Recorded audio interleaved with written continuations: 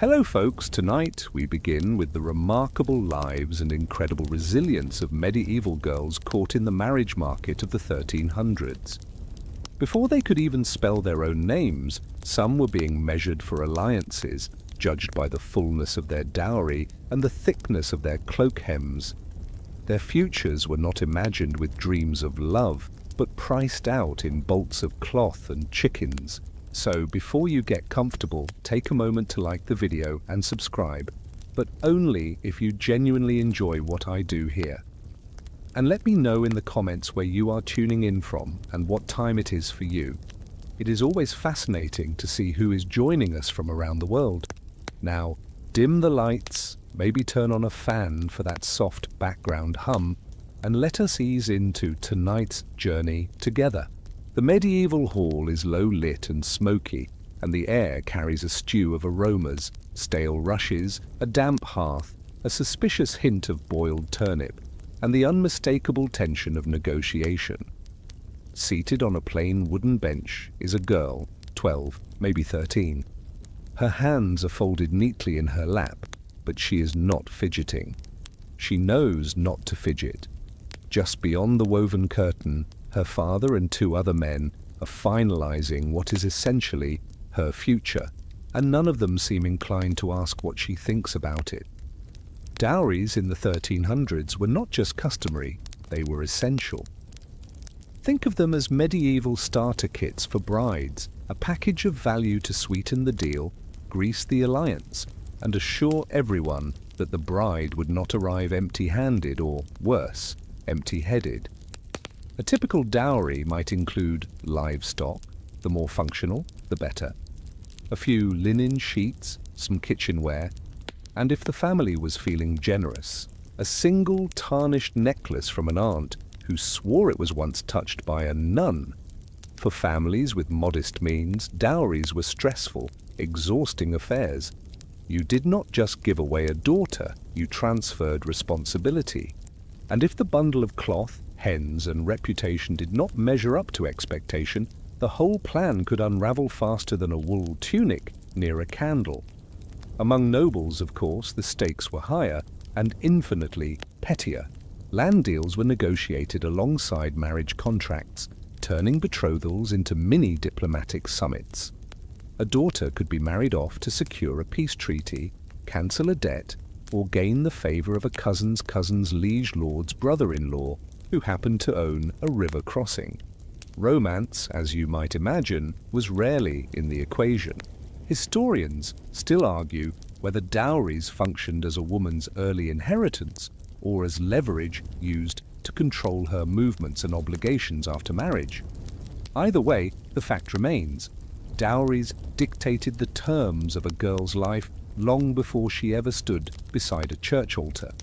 In the hall, the girl's mother adjusts her veil, glancing at her daughter with a smile that is meant to reassure.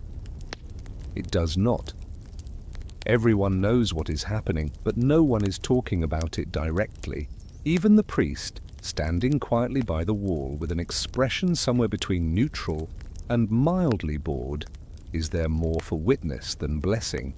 The church might preach spiritual equality, but it certainly did not mind lending legitimacy to property transactions disguised as holy unions.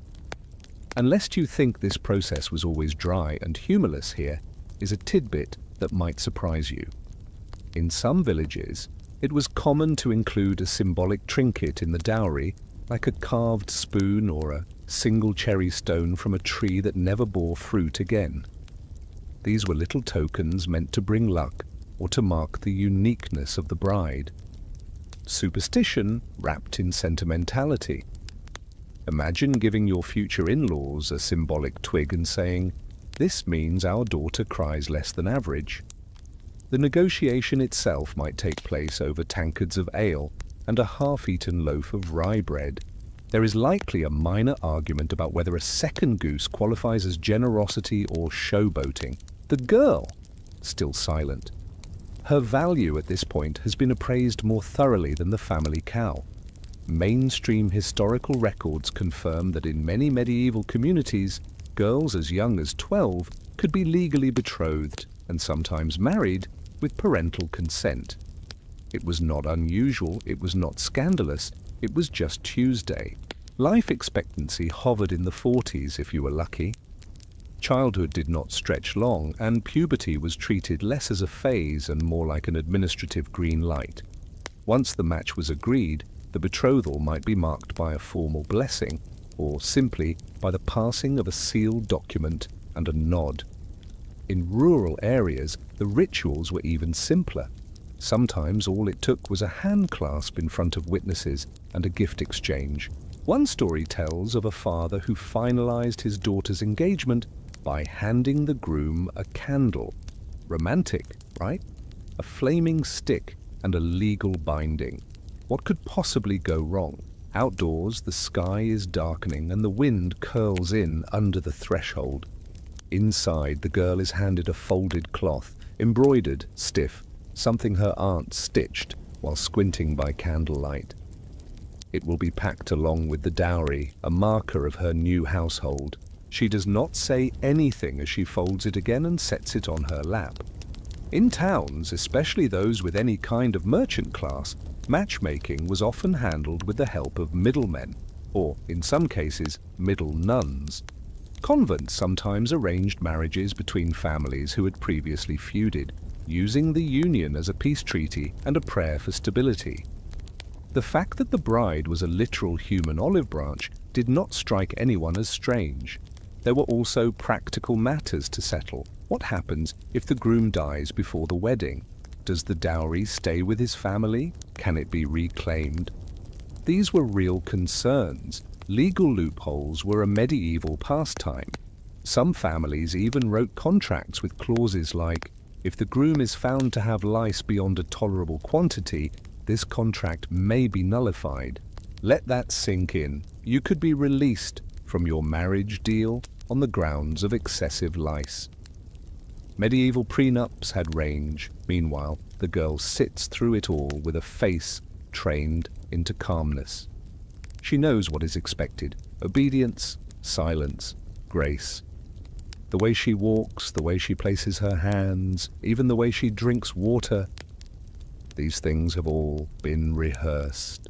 Because when your marriage is your family's best shot at survival, your posture becomes a form of currency. You might think this all sounds transactional, and you would be right.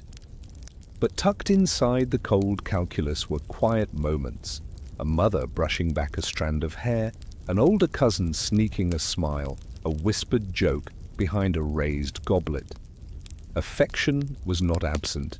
It was just buried beneath protocol, wrapped in obligation, and occasionally hidden under a pile of chickens.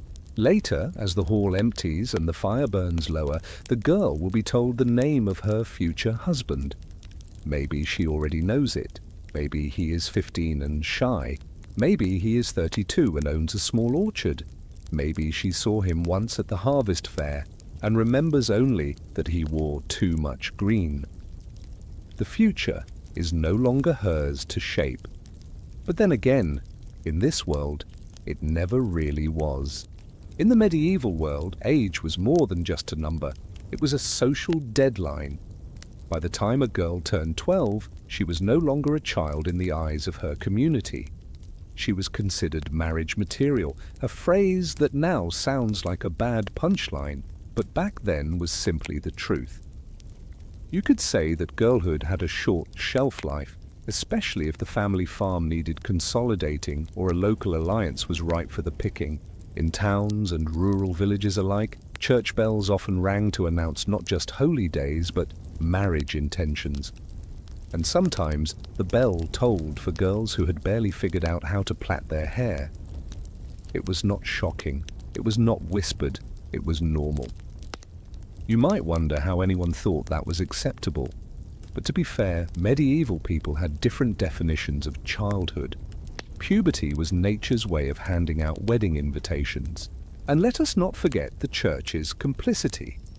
Canon law technically allowed marriage for girls as young as 12 and boys at 14, provided there was consent, though consent could mean a lot of things like not crying too loudly during the ceremony.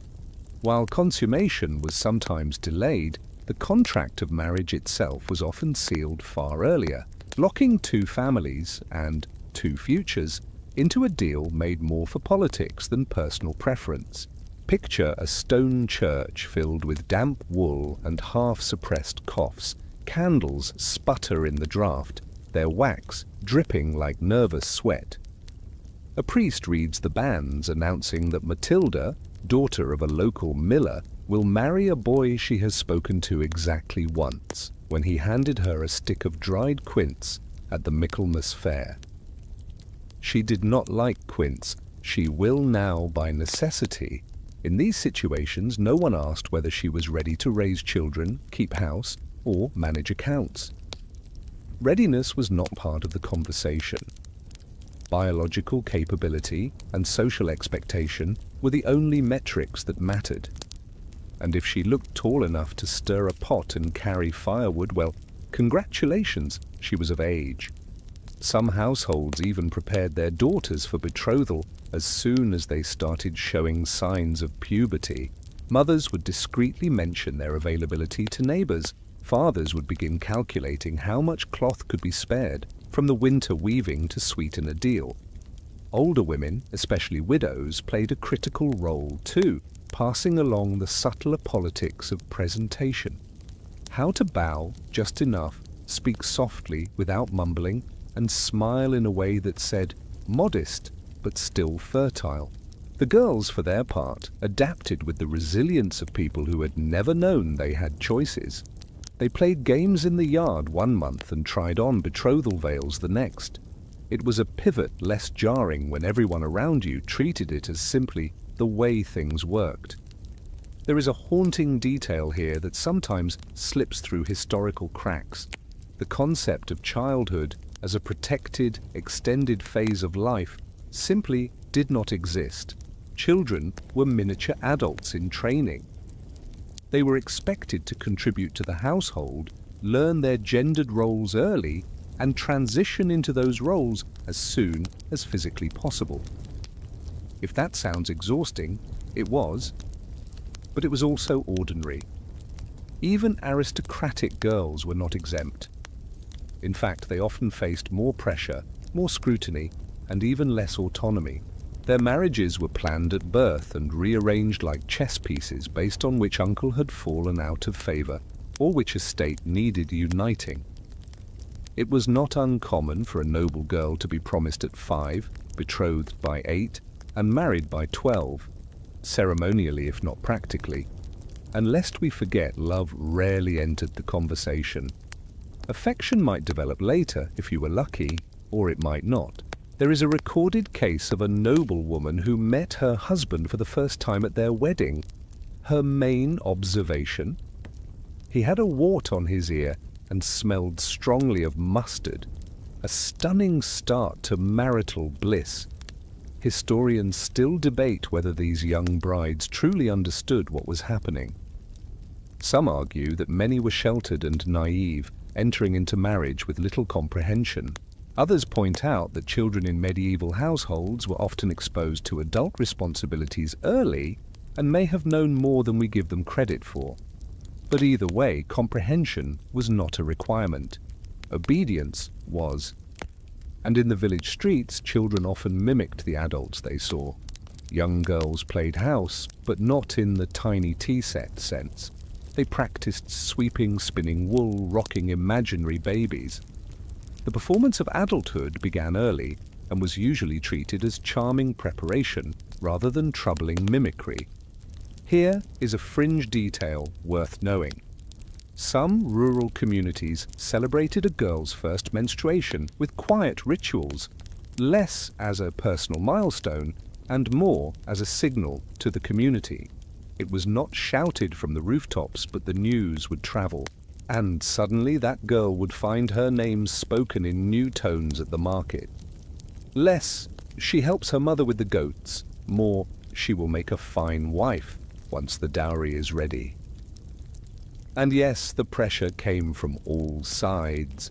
A girl's worth was heavily tied to her ability to marry well, or at least decently.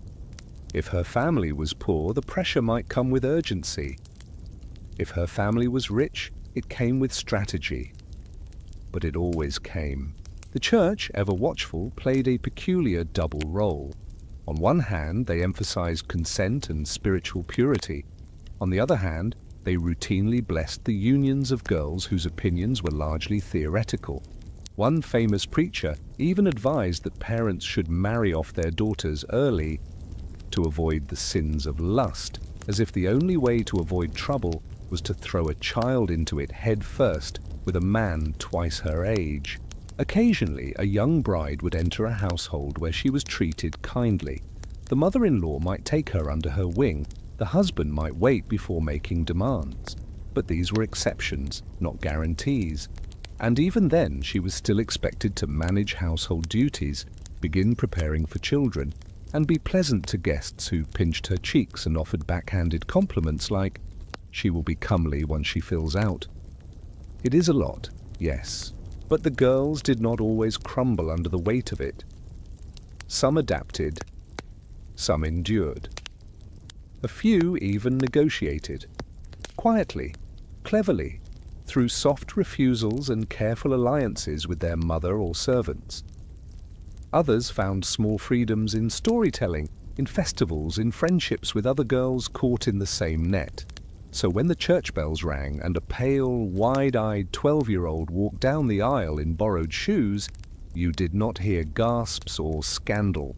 You heard approval, you saw neighbors nod, you saw the priest smile, you saw another contract completed, another girl reshaped into someone else's future. Because in the 1300s, the age of marriage was not a milestone, it was a finish line, and some girls were expected to cross it before they had even learned how to run. It often began not with a priest or even with the girl, but with a father, and maybe a neighbor, a cousin, a merchant from 2 villages over, sitting on a worn wooden bench, talking over mugs of lukewarm ale.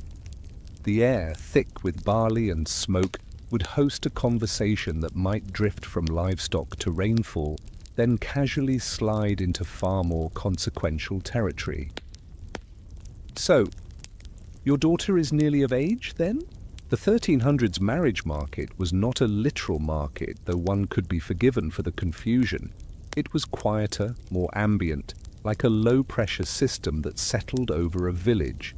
It emerged not through ceremony, but through convenience, in seasonal necessity, and sometimes boredom. The kinds of deals that shaped young girls' futures often began with phrases like, "Would it not be something if," and ended with an exchange of chickens, land, or promises no one intended to keep. While aristocrats fussed over lineage and the finer points of heraldry, the rural folk struck matches between families based on who had grain, who had goats, and who had too many mouths to feed. A marriage could solve problems before they even fully arrived. Too many sons on one farm, marry one off and send him packing, too few daughters to cook the barley and churn the butter. Better get one from down the lane. It is easy to imagine these arrangements as heartless, but they were not always. There was care in the way a carpenter might smooth the edges of a stool he is about to sell. The girl's father was not necessarily cruel. He was pragmatic. If the house leaked, the cow was limping, and the thatch needed replacing before winter, his daughter's wedding might be the solution he needed. And in a world where few things were certain, a good marriage deal was as close to security as one could hope for. The terms of the match might be discussed over multiple days with breaks for church, bread, and more ale. Each side would try to position themselves as both generous and burdened. The girl's family might highlight her skills. She can churn butter, she is quiet, she sings psalms without complaint. The boy's side might admit, with noble reluctance, that he is not the handsomest lad, but he owns 3 pairs of boots. And is that not more useful, really? Negotiations were rarely just about the couple. They were about alliances. A marriage could mean shared grain during hard times, access to a well, fewer feuds, or even joint ownership of an especially fat sow. If the groom's cousin had once insulted the bride's uncle, well, now they would have to share bread at a wedding feast and pretend they never tried to poison each other's stew. Younger daughters, listening through doors or peering from the loft, learned early that their future would be settled at these tables. They recognized the shift in tone, the glance from their father that said, "You will wear the blue dress tomorrow." Sometimes they even smiled and nodded at the visitor in question, practicing politeness like a second language. And when the guest left, they would stare at the bench where he sat, wondering if they were meant to feel anything in particular. Historians still debate whether peasant girls had more agency in marriage than their noble counterparts. Some argue that in lower classes there was more room for personal choice, more chance of marrying someone familiar. Others point out that survival needs often bulldozed personal preference, and a girl's opinion could be as easily ignored by a farmer as by a king. In the end, consent was often assumed rather than requested. And this brings us to one of the more quietly brutal truths of the medieval marriage market. Once the fathers had agreed, over ale, bread, or a shared joke, the betrothal might as well have been carved into stone. The girl would be informed, dressed appropriately, and expected to behave with humility and, ideally, enthusiasm. If she was lucky, the match would be with someone roughly her age, someone she had seen around the village. If she was less lucky, it might be an older widower looking for a replacement wife, with children barely younger than she was. And if she was very unlucky, it might be someone her father owed a favor to, an arrangement designed to settle debts rather than raise a family. There are documented cases where the girl refused outright, though such defiance came at a cost. A daughter who resisted too loudly could be labeled difficult, prideful, or touched. In some villages, a girl could gain a reputation after a single bad betrothal. Whispers would follow her to market, and future matches would vanish like mist. Of course, not every match was grim. Some couples grew fond of each other. They shared jokes. They developed rhythms. A husband might carve her a comb or bring her the first egg from the hens. Affection was not impossible. It was simply not required. And affection that bloomed after marriage was considered a blessing, like a warm spring after a harsh winter. And if she cried, that was not necessarily taken as a sign of resistance. Tears were often dismissed as nerves or excitement or just typical female frailty. A girl could be weeping into her sleeve and still be praised for her composure so long as she stood where she was told and did not drop the ceremonial bread. The girl's performance was as much a part of the contract as the chickens.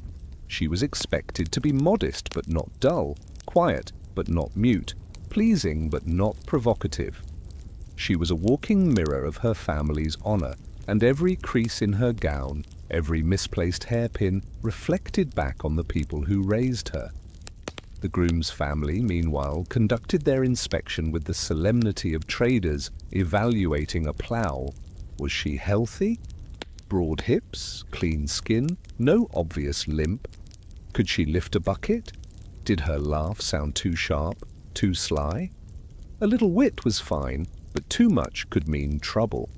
And no one wanted to marry a girl who might argue about how many geese should be in the barn. One strange but telling detail from some records. Families occasionally included a clause that the bride should not bring bad dreams or unlucky smells into the household. Whether this meant spiritual superstition or just a history of digestive upset is unclear, but the fear of misfortune was never far away. The economics of marriage bled into every part of the arrangement. A father might try to inflate his daughter's desirability by exaggerating her dowry. "She will come with 2 goats and half an acre," he might say, leaving out the fact that one goat was blind and the acre flooded every spring. The groom's father, not to be outdone, would mention his son's future inheritance, glossing over the fact that the land in question was technically owned by the abbey and full of nettles. Everyone pretended politely that all promises would be kept. No one brought up the realities of famine or plague or a failed barley crop. Weddings were a brief moment of optimism wrapped in food, song, and mutual deceit. And when the day finally came, the bride would walk toward her new life, wearing shoes she barely recognized, beside a man whose name she had only recently learned to spell. That night, as the hall emptied and the guests stumbled home, her father would sit with his ale and exhale. Another daughter matched, another burden lifted, another deal sealed not in ink, but in bread, boots, and the quiet click of expectations locking into place. Inside monasteries that smelled faintly of candle wax and damp stone, decisions were made with quiet authority. Behind thick walls and under-arched ceilings, monks and clerics did more than pray and copy manuscripts. They negotiated marriages, not for themselves, of course, but for the noble families who trusted their discretion, their wisdom, and their absolute ability to keep secrets. In the 1300s, many noble families turned to monastic institutions for matchmaking services. These were not romantic endeavors. These were calculations performed with quill and ink, with bloodlines traced across parchment, and with regional alliances arranged like tiles in a mosaic. A monk with access to several family trees and a decent knowledge of who had recently died could secure the future of a girl he had never met, all before breakfast. One might imagine monks as detached from worldly matters, but the truth was more nuanced. Many were born into noble households themselves and understood the delicate politics of inheritance and reputation. They served as intermediaries, brokers of virtue and lineage, filtering through potential matches with all the detachment of someone choosing the least rotten apple from a basket of bruised fruit. Monasteries also held records, births, baptisms, deaths, previous betrothals, details that made or broke a proposed union. If a girl had been previously promised to a cousin who tragically fell into a pond, it was the monks who remembered. If a boy had a questionable aunt who once dabbled in heresy, the monks took note. Reputation mattered, and the church had the receipts. The process was often confidential. Families might submit names and assets through messengers or clerics. Negotiations could last weeks or conclude in a single letter, depending on urgency and proximity to a war. In one case, a monastery helped broker a marriage between two second cousins purely to consolidate a vineyard that both families believed they owned. The bride was reportedly delighted by the wine, if not the groom. It was not only the monks who facilitated such arrangements. Abbesses, particularly those in powerful convents, wielded substantial influence. Many young girls were sent to live in nunneries before marriage, not as a lifelong commitment to the religious life, but as a form of education and preparation. It was a respectable holding pattern for noble daughters until a suitable match could be arranged. While in residence, these girls learned Latin prayers, proper manners, embroidery, and how to remain silent in the presence of authority. They also occasionally met the sons of local lords during feast days or supervised visits, and if a glance lingered too long, someone would make a note. Some matches began in these fleeting interactions, others were decided before either party had reached puberty. The church, in all its intricate bureaucracy, played matchmaker, lawyer, and judge. Priests ensured the union was not consanguineous, meaning the bride and groom were not too closely related, although the definition of too close was flexible. Cousins marrying cousins was common, sometimes preferred. The important part was that everyone agreed to pretend the math worked out. If a marriage needed to be rushed for reasons of inheritance, illness, or impending scandal, the church could issue dispensations.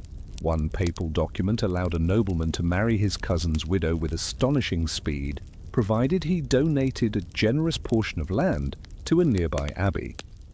The abbey later used that land to build a new granary. The widow reportedly used the granary as a private retreat when her new husband became irritating. In some cases, church officials became entangled in the emotional drama of marriage as well. There are letters from abbots expressing concern about a bride's reluctance or a groom's reputation for drunkenness. These concerns were often filed away politely and then ignored, but their presence in the records reveals something important. Not everyone was blind to the human cost of these unions. The church also walked a strange line when it came to consent. Technically, marriage required mutual agreement. A bride and groom had to say yes, but when that agreement was whispered in a field, overheard by a shepherd, and later recited under oath, it could still count. A nod was as binding as a vow if the right people witnessed it. Historians still argue whether the church enforced this rule to protect young lovers or to secure convenient paperwork. For girls living in convents, the transition from potential nun to promised bride could be swift. One week they were learning to illuminate psalms, the next they were being fitted for a gown. The decision often came without warning. A letter arrived, a match was confirmed, and preparations began. Some girls left quietly, others cried into the stone walls and left claw marks in their wooden trunks. Both reactions were considered acceptable. Some convents allowed the girls one final walk through the gardens before departure. These were not lush, Edenic spaces, but small herb patches with rosemary, sage, and a bench shaped like a coffin lid. Still they offered a place to breathe, to say goodbye to silence, to holy discipline, and to the illusion of choice. Once the marriage contract was sealed, there was no returning, not unless death or scandal intervened. Once a match was finalized, the convent might host a small ceremony to mark the transition. A girl would be given a new veil, a different ribbon, or a ring from the family she was joining. These gestures were small but deeply symbolic. They marked the end of one identity and the beginning of another. From novice to noblewoman, from daughter to asset, from girl to wife. There was often a moment, however brief, when the bride walked the quiet halls of the convent one last time. Perhaps she paused at the chapel. Perhaps she looked back at the room where she had whispered her fears to another girl late at night. These were not dramatic departures. There was no storming out, no protest. Only the sound of soft shoes on cold stone and the knowledge that the door was closing behind her for good. In towns and cities, monks and abbesses sometimes also acted as informal chaperones for meetings between betrothed couples. These were not romantic encounters. The young man would sit stiffly beside the girl while a monk asked questions about grain yields and the church calendar. If anyone blushed, it was quickly attributed to the weather. And yet, within these arranged and supervised moments, something human occasionally sparked. A laugh, a shy glance, a shared dislike for the fish stew served in the priory kitchen. It was not much, but it was something. And for two people about to be locked into a lifelong agreement, something was better than nothing. In rural communities without direct access to convents or monastic networks, priests still played a role in matchmaking, often under pressure. A local father might consult the priest not out of spiritual concern, but to ensure that his daughter's potential suitor did not have an active feud with the neighboring family. The priest might be asked to look into the matter, which meant walking through the fields, muttering psalms and gathering gossip. There are records of marriages being delayed because a priest refused to officiate until a missing pig dispute had been settled. Other times, the church simply looked the other way.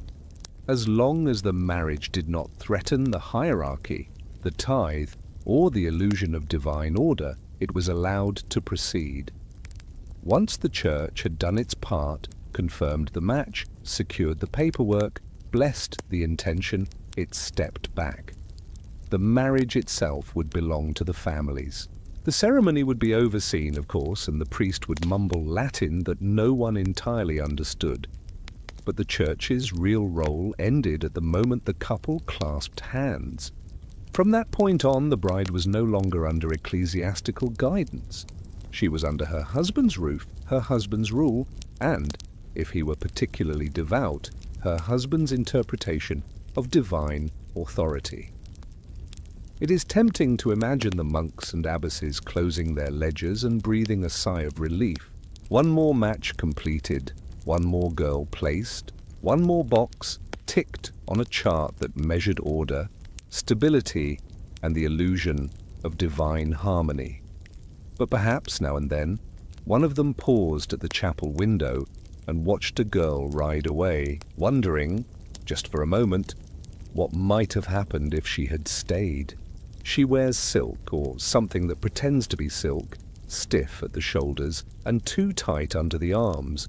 Her sleeves have been stuffed with dried lavender to hide the scent of nerves, and her shoes are wrapped in cloth to keep the mud from soaking through.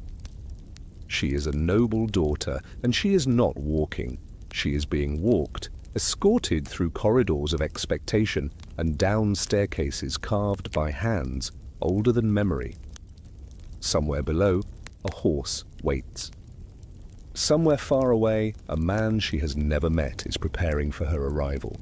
Among the nobility, marriage was not merely a union, it was strategy, diplomatic currency woven with velvet and stitched with land rights. The daughters of powerful families were traded with the same care one might reserve for battle maps or royal seals. If she was beautiful, all the better. If she was clever, that could be useful. If she was difficult, someone would find a way to manage her. Her fate had been discussed in drawing rooms months ago, if not years. Perhaps it was spoken of openly when she turned 10. Perhaps it had already been decided when she was in her cradle. Marriage arrangements among noble families were often mapped generations in advance, drawn across parchments by men with ink-stained fingers and long memories. Her name was not just hers, it was a tool, a thread in a web of fealty, alliance, or even revenge. The marriage of a noble girl often took place across great distances. It was not uncommon for her to be sent hundreds of miles to a man whose only claim to familiarity was his crest carved into the corner of a tapestry. She might speak a different dialect than her new family. She might know only a single name and a rumor. He has a limp, or he collects glass birds, or he once rode into battle with his hair on fire. She will learn the truth soon enough. The process of departure was ceremonial. Servants packed her trunks with gowns and cloths embroidered by cousins she would never see again. A dowry list was read aloud and signed by notaries and uncles. The items included were rarely romantic: 3 dozen pewter plates, 2 kettles, a side table with a broken leg, and a set of combs made from bone. Her trousseau was her introduction, her defense, her ticket to being treated with basic courtesy. Sometimes jewelry was included, heirlooms passed down not for sentiment, but for display. A clasp from a long-dead grandmother, a ring inscribed with Latin that no one could quite translate. They were not gifts, but tools, signposts that she came from a house that mattered, that someone might ask questions if she was mistreated. The household staff stood in 2 lines to watch her leave. Some wept, others whispered about the journey. Would the roads be flooded? Would the escort behave himself? Would the new lord be kind, or just quiet enough to seem so? The young bride was expected to remain composed. Noble daughters had been trained for this moment. From the age of 7, she had practiced curtsies in front of her mother's mirror. From 10, she had learned how to answer questions without revealing emotion. From 12, she had been told that her destiny was too important to be wasted on something as unreliable as personal desire. And so she rode, through forests that looked like fables and across bridges that moaned beneath the weight of generations. In some cases, the journey took days, in others, weeks. Sometimes she traveled with ladies in waiting, selected for their ability to maintain calm under pressure and to carry a bedroll without complaint. Sometimes she traveled almost alone, guarded only by men who had sworn oaths and carried swords more polished than their intentions. The weather rarely cooperated. Rain turned the roads into rivers, horses stumbled in the dark, campfires sputtered under wind. She often rode in silence, her face numb from cold, her hands wrapped in cloth. There are accounts of noble brides arriving with frostbite, their feet swollen from boots that did not fit, and servants too afraid to stop and adjust them. When she arrived, there was no grand welcome. The gates opened, and she was led through halls filled with strangers. Her husband might be waiting, or he might be absent, hunting deer, or hunting favor at court. His mother might greet her, offering a smile too tight and wine too warm. She would be shown to her chamber, and the door would close. The noble bride often brought letters of introduction, sealed messages from her family to his. These letters said nothing surprising. They spoke of duty, unity, and the promise of sons. They never mentioned fear. They never asked whether the girl was sleeping. They did not need to. Marriage among the elite was as much a performance as it was a partnership. The household watched her closely. Did she rise early? Did she speak too quickly? Did she treat the servants with dignity or disdain? Every gesture became part of a portrait she could not paint herself. She was both the artist and the canvas, held accountable for strokes she did not choose. Historians note that noble marriages were often colder than their peasant counterparts. There was more at stake and therefore less room for affection. Love was not a prerequisite, it was a liability, something that could interfere with land transfers or complicate inheritance. That said, there were exceptions, matches where fondness bloomed slowly, watered by mutual respect and the shared fatigue of courtly life. But most of the time, noble girls found themselves woven into households like new fabric sewn into an old tunic. They were expected to match the pattern and not complain when the seams scratched. Sometimes the bride discovered that her new husband was kind. Sometimes she discovered that he was cruel. And sometimes he was simply absent, physically present, but emotionally as remote as the falcon perched in the mews. In those cases, she learned to navigate the halls like a ghost, drifting from chamber to chapel without drawing attention. In households with multiple wives, whether due to remarriage or long-standing arrangements, tensions could flare. The senior wife often viewed the newcomer as a threat, regardless of the age gap or the nature of the match.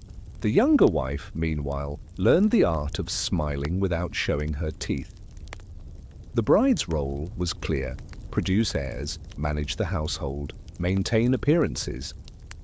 The household priest might remind her that her womb belonged to God and her time to her husband. She might nod, though neither statement felt entirely accurate. Her education continued long after the wedding. She learned which maids could be trusted, which doors squeaked in the night, and which members of the household were truly in charge. In many cases, the steward wielded more authority than the lord, and a misplaced word in the kitchen could echo through the entire estate by sundown. Letters home were carefully composed. "The house is large" could mean anything from "the walls are cold" to "I do not belong here." "He is often away" might be truth or permission. Her mother would read the letter, hold it in her lap, and say nothing. Fringe records show that noble brides sometimes formed quiet rebellions.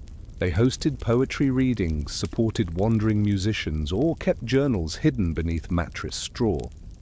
These acts were not public, they were not protests, they were survival. Small flames lit in places where the wind could not reach. The expectation of childbearing arrived quickly. If no pregnancy followed within a year, whispers began. The fault was always hers, of course. She might be advised to eat figs, bathe in goat's milk, or sleep with rosemary beneath her pillow. If nothing worked, prayers were offered.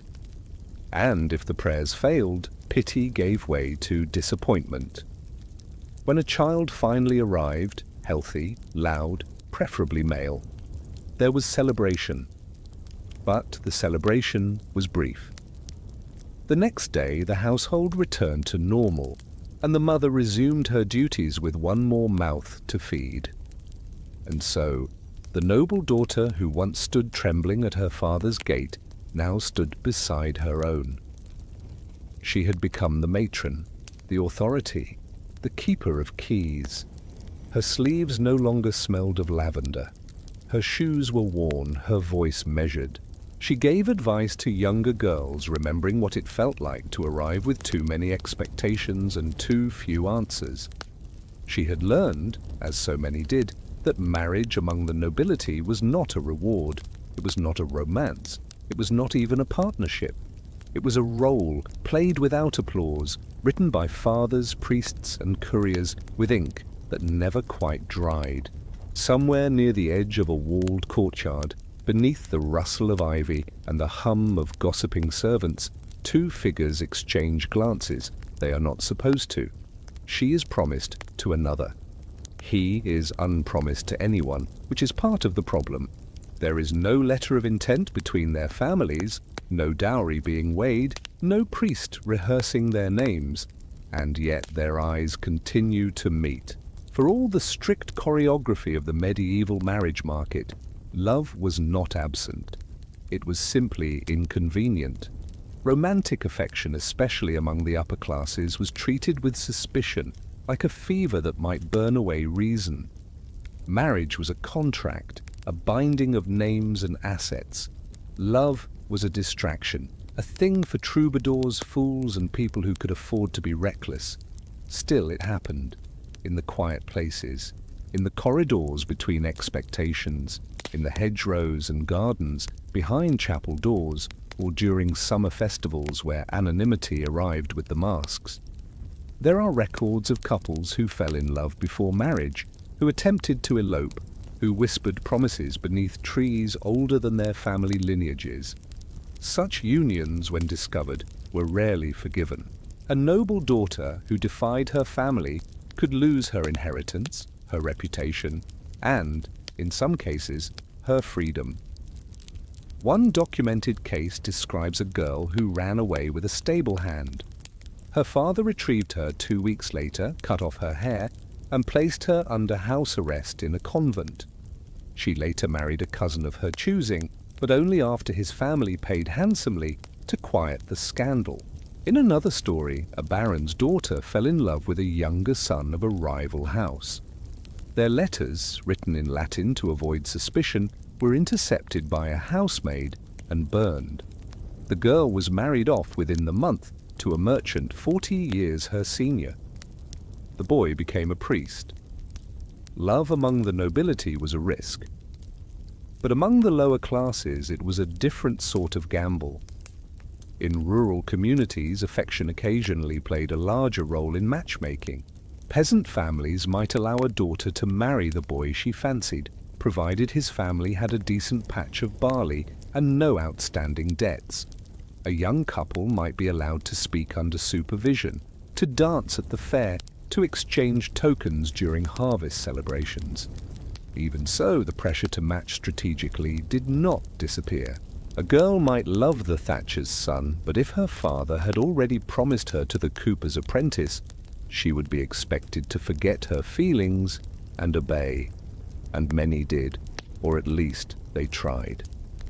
Love was not considered a reliable foundation for marriage. It could vanish, it could cloud judgment, it could make a girl refuse a perfectly good offer because she liked someone who smelled of ash and had poor posture. Parents were wary of it. The church was cautious, and society as a whole did not know what to do with it unless it fit inside a poem. And yet people continued to fall in love, behind market stalls, between hay bales, beside candlelit hearths. A glance turned into a smile turned into a word turned into a vow, whispered too quickly in too quiet a place. These moments carried enormous risk. The church recognized what was called clandestine marriage, a verbal agreement exchanged in private with no witnesses. Technically, this could be binding, legally, spiritually, emotionally. But if the families disapprove, historians still argue whether the church's acknowledgement of secret marriages was meant to protect genuine love or to trap young couples in obligations they barely understood. In some regions, girls used this rule to their advantage, binding themselves to a partner they preferred and forcing their families to recognize the match. In others, the same rule was used against them, coercing them into marriage with a man they barely knew based on a misinterpreted promise. Stories abound of lovers who tried to outwit the system.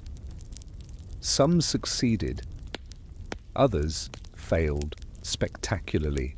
One girl pretended to be married to a soldier so she could avoid being sent to a monastery. When the soldier returned and denied knowing her, she was publicly shamed and then quietly married off to a man with only one tooth and 3 daughters from a previous union. Her journal survives, filled with poetry about longing, loss, and garlic. Among the merchant class, where reputation mattered almost as much as lineage, love was tolerated in measured doses. Courting was allowed but supervised. Letters were sent but read aloud. Families arranged coincidental meetings at festivals or church services, giving the illusion of spontaneity while keeping everything firmly under control. Love songs written in the vernacular and passed between households like smuggled sweets offer glimpses of longing beneath the weight of structure. "I would trade your father's orchard for a look," one ballad reads. "I would wear your name before your ring." These were not declarations meant to change the world. They were sighs wrapped in rhyme, reminders that even within the most rigid systems, the heart occasionally stirred. Troubadours and minstrels capitalized on this. They traveled from court to court singing about forbidden love, about knights who defied kings for the sake of a glance, about ladies who wept into fountains over choices they never made. Their songs offered catharsis, fantasy, a world where love triumphed over protocol, if only for the duration of a melody. And the irony, of course, was that the very people commissioning these performances were often the same ones enforcing the marriages that left their daughters weeping. A baron might hire a singer to recount the tragic tale of a runaway bride, only to return home and inform his youngest daughter that she would marry the cousin from the northern estate, whether she liked it or not. In rare cases, love and arrangement aligned. 2 families agreed, and the children happened to feel something beyond duty. These marriages were celebrated with genuine joy. Songs were sung, cakes were baked. People remarked that God's will had been made clear. But these were the exceptions, not the rule. For most medieval girls, especially those of noble or merchant birth, love was something that arrived late, if it arrived at all. It might grow slowly after the wedding, shaped by shared routines and quiet tolerance, or it might remain an ember, glowing faintly in letters never sent and names never spoken aloud. Even among those who married young and bore children quickly, there were moments of rebellion. A glance too long at a knight, a daydream while weaving, a story told to a maid about what might have been. These were the quiet luxuries of women who were allowed very few.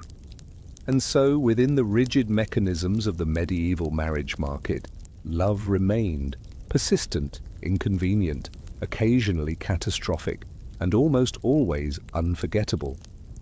It threaded itself through the seams of contracts whispered from balconies and danced barefoot across cold stone floors, not because it was allowed, but because it refused to be forgotten.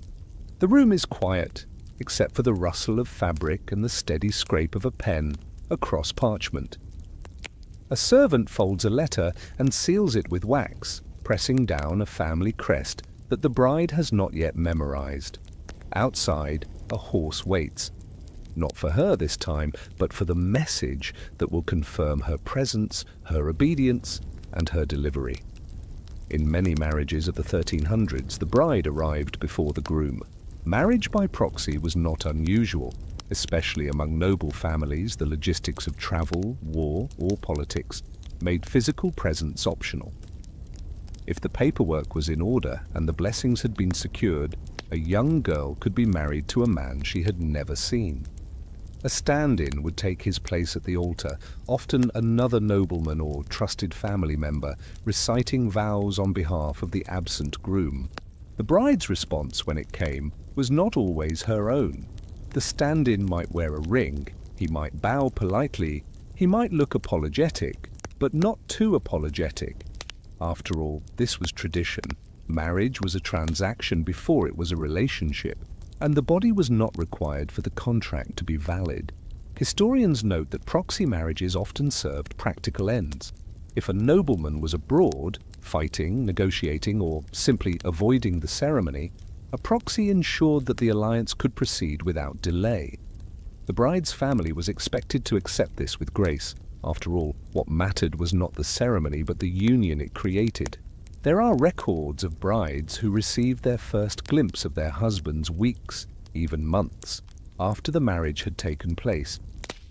One young woman was married by proxy to a man stationed at a distant garrison. When he returned, he mistook her for a serving girl and asked where the wine was stored. She reportedly gave him the wrong answer on purpose. In other cases, portraits substituted for people. A carefully painted likeness on wood, vellum, or occasionally fabric would be sent ahead of the groom. The bride would be shown the image, offered a brief explanation, and then instructed to prepare. The accuracy of these portraits varied. Some were flattering, some were imaginative. One Italian noblewoman is said to have fainted upon meeting her husband, having expected a man with auburn hair and soft eyes, and finding instead a bald knight with a scar across his jaw and a tendency to shout. The portraits were not merely decorative, they were tools of reassurance, or at least of delay. "This is the man you will marry," a father might say, pointing to a 2-inch painting. "He seems reasonable." The girl might nod, wondering what could be learned from such a small face, painted by someone who may have never met the subject. In some regions, the use of miniatures and symbolic tokens became formalized. A ring, a glove, or a lace kerchief might be delivered as a placeholder for the groom. The bride would keep it close, wear it publicly, and sleep with it beneath her pillow. It was not affection, it was evidence. Marriage by proxy was sometimes followed by what was called a ratification, a second ceremony, this time with the groom present. But even this could feel surreal. The legal bond had already been sealed. The girl was already a wife. The man beside her, whom she might meet for the first time on that day, was no longer a stranger. He was her husband. His name had already replaced hers in the legal documents. His coat of arms had already been sewn onto the edges of her blankets.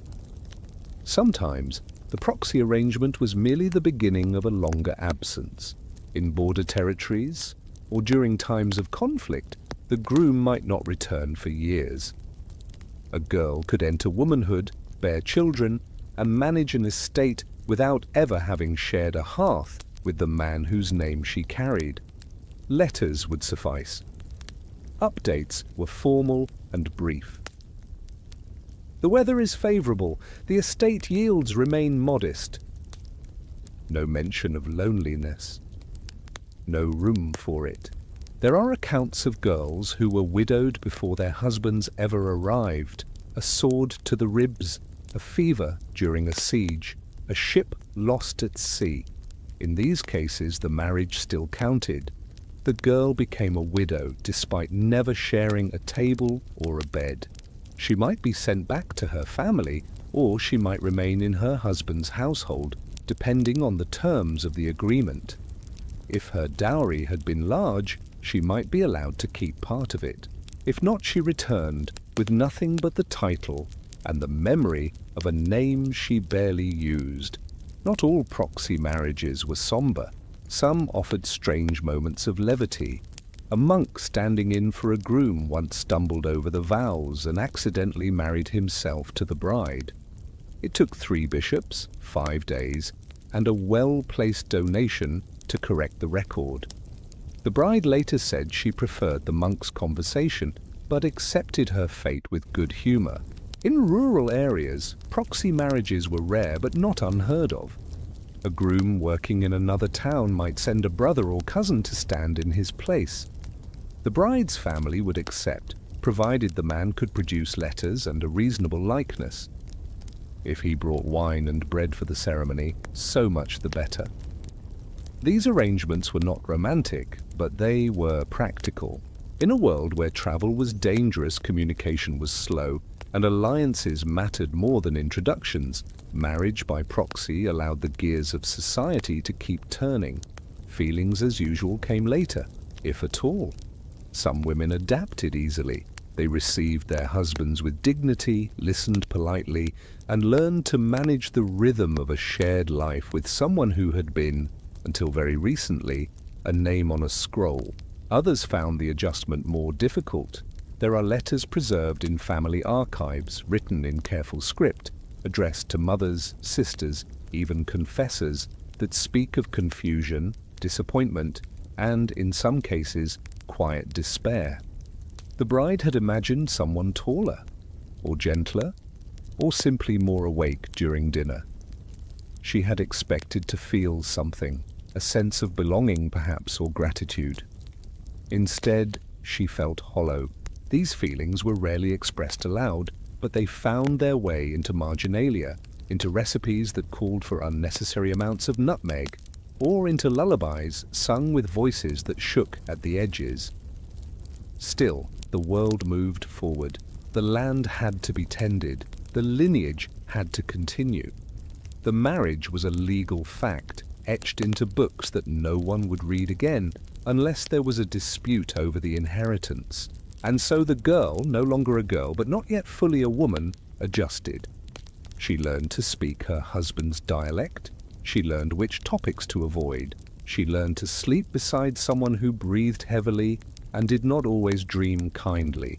Marriage by proxy, by portrait, by symbol, by necessity. It all led to the same place. A woman stepping into a life she had not chosen, binding herself to a man she had not met, and finding somehow a way to make the story hers anyway. She holds a shoe in her hand, not to wear, but to give. Across the room, her betrothed shifts nervously, clutching a belt that belonged to his late uncle. Between them stands a priest, squinting at a manuscript and muttering in Latin. It is a marriage ceremony, although it might not look like one. There are no flower petals, there is no swelling music. There is only the smell of wax, wool, and anticipation. The symbols will do the work. In the 1300s, marriage ceremonies were often a blend of the sacred and the symbolic. The church provided structure, blessings, rites, and the solemn authority of God, but the people brought their own meanings. A ring might be present, or it might not. A shoe, a belt, a coin, a jug of ale, these could serve as equally powerful tokens of union, depending on the region, the resources, and the family customs. There was no universal formula. What mattered most was that the intention was clear, that there were witnesses, and that anything symbolic, passed between the bride and the groom. The idea was to mark the transition, to seal the promise. The objects used to do so ranged from elegant to baffling. The ring, now considered essential, was not always a given. Gold was expensive. Silver, though cheaper, was often reserved for the wealthier classes.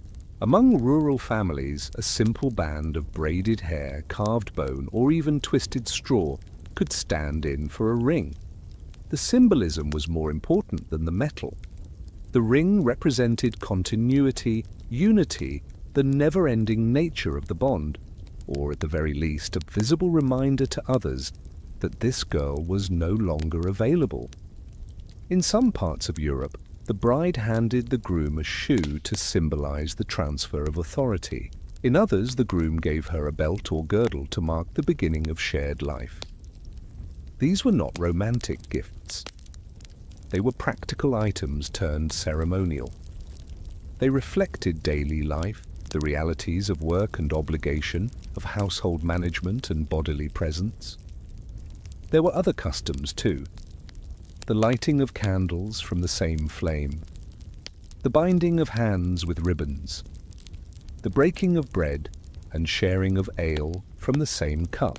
Each act reinforced the idea of unity, not just of two people, but of two families, two households, two futures colliding into one often uncomfortable present. Some ceremonies took place inside churches with full ecclesiastical ritual and a bored priest doing his best to remember which part came next.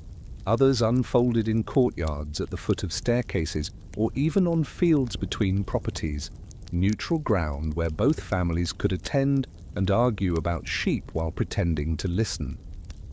Historians note that location mattered less than clarity. As long as the couple made their vows in front of witnesses and with recognizable intent, the marriage could be considered valid. Even the church, though eager to regulate the sacrament, often tolerated a wide variety of local customs. What mattered, in the end, was order.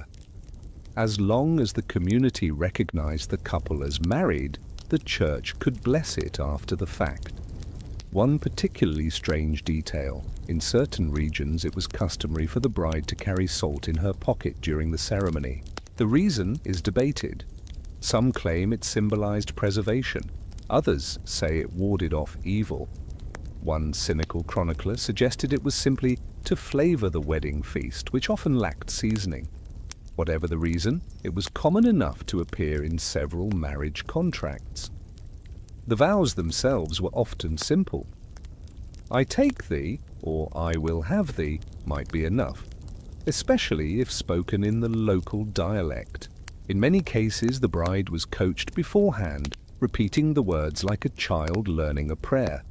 Some spoke confidently, others whispered. Some were prompted line by line. The groom, for his part, was expected to be audible and serious.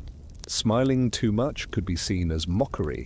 Smiling too little could be interpreted as reluctance. There was a narrow path to walk. Among the nobility, the ceremonies could be more elaborate. Multiple priests, choirs, banners, and pages announcing the bride's lineage. But even here, symbolism ruled. The exchange of family crests, the placement of a veil, the stepping onto a threshold, all held meaning. A noble bride might be expected to kneel before her husband. In some households, she would also receive a symbolic key granting her control over the domestic domain, or at least the illusion of it. Music, when included, was often played on simple instruments: lutes, pipes, small drums. The melodies were repetitive and easy to remember, allowing guests to sing along even after several cups of weak ale. The lyrics, preserved in fragments, tell stories of unrequited love, of dutiful unions, and of cautious optimism wrapped in rhyme. Gifts were common, but not always pleasant. A bride might receive a brooch, a comb, or a small tapestry. She might also receive a goat, a churn, or in one documented case, a large wooden spoon shaped like a fish. The symbolism of that particular gift remains unclear, though it was reportedly carved with great care. Feasts followed when possible. Even among poor families, something was shared: bread, onions, cider. Among the wealthy, the tables groaned under pies, roasted birds, and spiced wine. But always there was an awareness that the feast was not the end. It was the beginning. The performance was over. The marriage had begun. And that was when the guests left, the candles burned low, and the couple was expected to consummate the union. This, too, had its own customs. In some noble households, witnesses were appointed to stand nearby, just out of sight, ready to confirm the deed had been done. Beds were inspected the following morning. Sheets were checked. Stories were whispered. If blood was absent, eyebrows were raised. If screams were too loud, people pretended not to notice. In village homes, the practice was less formal, but just as expected. The community had seen the vows. Now they expected results. A child within the year, a promise fulfilled, a cycle continuing. There was little room for delay. And yet, even with all the pressure, the ceremonies remained deeply human. Awkward pauses, nervous laughter, a misplaced ribbon, a candle that refused to stay lit, a groom who forgot which hand the ring belonged on, a bride who sneezed during her vows. These details, though rarely written down, were part of the memory, the true record, the story retold at gatherings and passed along with a chuckle. The rituals may have been symbolic, but the people were real, flawed, frightened, hopeful. They stood in shoes that pinched, spoke words they barely understood, and held hands with strangers they now had to trust. And somehow, through the strangeness, the discomfort, and the pageantry, a life began. Not a perfect life, not always a happy one, but a life nonetheless. A breeze stirs the tall grass in a field where no altar stands, where there are no candles, no witnesses in fine dress, and no priest reciting Latin. Just two young people, speaking in low voices, looking at the ground more than at each other. There is no ring, there is no scroll, but if they say the right words, in the right way, at the right time, it will count. The medieval church had rules, and then it had reality. Canon law dictated that marriage was a sacrament requiring the consent of both parties, freely given. That part, in theory, was progressive. A woman had to agree, a man had to agree. No forced ceremonies were to be recognized unless the vows were spoken without coercion. But interpretation of these rules varied wildly, especially across geography, class, and literacy. What counted as consent? Could it be whispered? Could it be given once and later withdrawn?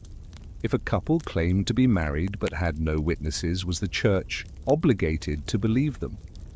The result was a system that was both inflexible and porous. The church insisted on order, but the countryside overflowed with exceptions. Couples claimed they had spoken vows in barns, near wells, in the woods, on feast days, or during harvest festivals. Sometimes they were believed. Sometimes they were punished.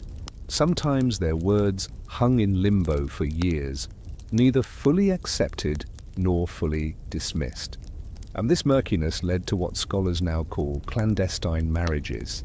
Two people would declare themselves married, privately, spontaneously, often passionately, and then attempt to live as husband and wife. If questioned, they insisted the vows had been exchanged. If challenged, they might be forced to prove it. There are court records filled with these cases. A woman claiming she had promised herself to a man in the orchard. A man insisting his neighbor's daughter agreed to marry him beside the well. Some testimonies were supported by servants, shepherds, or nosy relatives. Others stood alone, unprovable and unresolved. This system created a strange paradox. On one hand, the church acknowledged that a marriage could be formed by mutual consent alone. On the other, it also punished those who did so without permission, witnesses, or ceremony. Marriage became both personal and public, sacred and scrutinized. The line between a lawful union and a scandalous mistake was perilously thin. In practice, communities developed their own customs.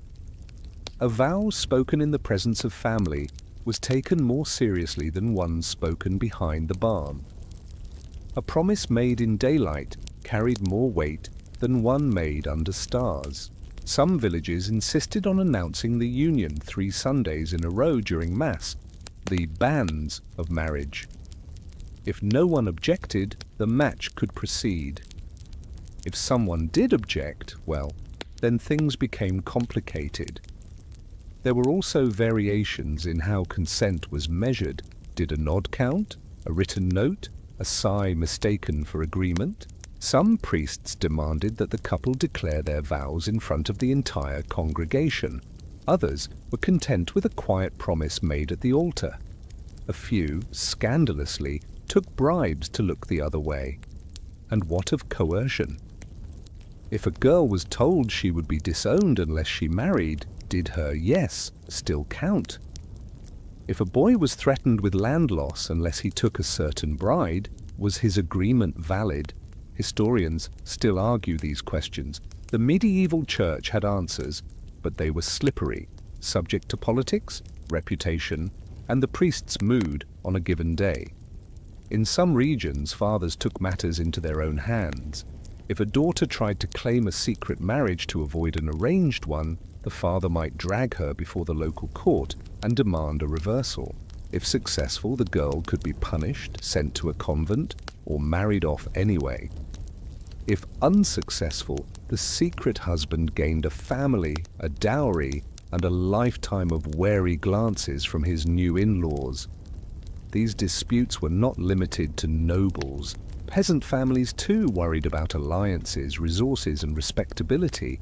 A girl who claimed to be married without ceremony might find herself ostracized.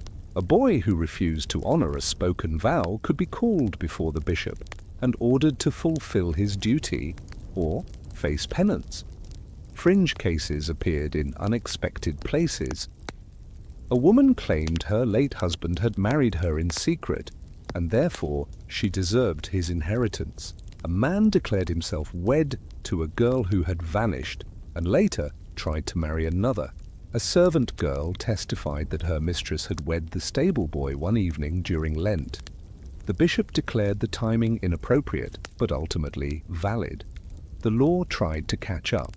By the late 1300s, councils began tightening restrictions, urging priests to document every marriage, to forbid private vows, and to standardize the rituals.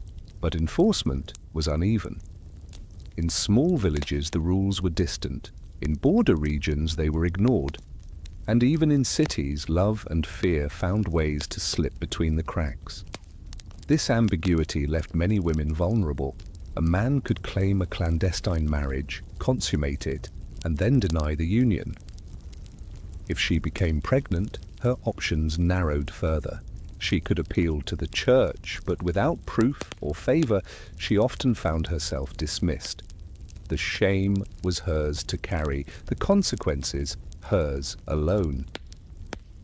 To avoid this, some families insisted on public vows with many witnesses and sometimes even legal contracts. The more eyes, the more ears, the more signatures, the safer the girl would be. But not every family had the luxury of caution.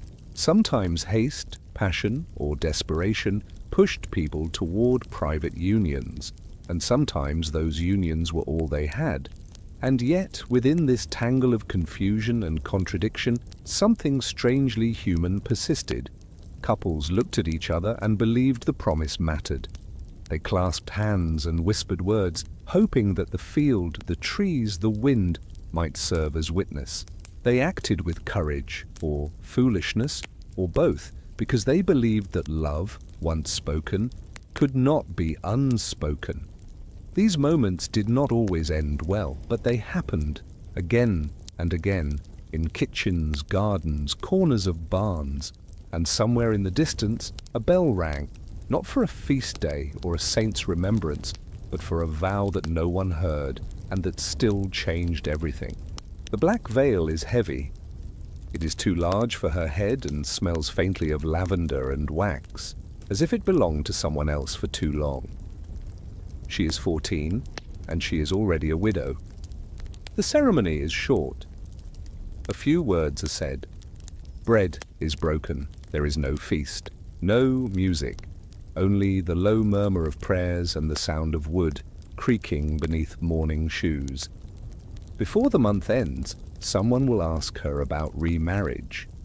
In the 1300s, widowhood was not an ending. It was a pause, often a brief one. Girls married young, and young husbands died often by war, by illness, by accident, by malice. The Black Death had not yet arrived, but infection, starvation, and broken bones claimed lives with alarming ease. A girl could marry at 12, be widowed by 13, and betrothed again before she remembered the name of the first man she had called husband. Among noble families, this cycle was routine. A young widow still held value, her dowry had already been invested, her fertility proven or assumed, and her status shaped. If she had no children from the first union, she could be married off again without inheritance complications.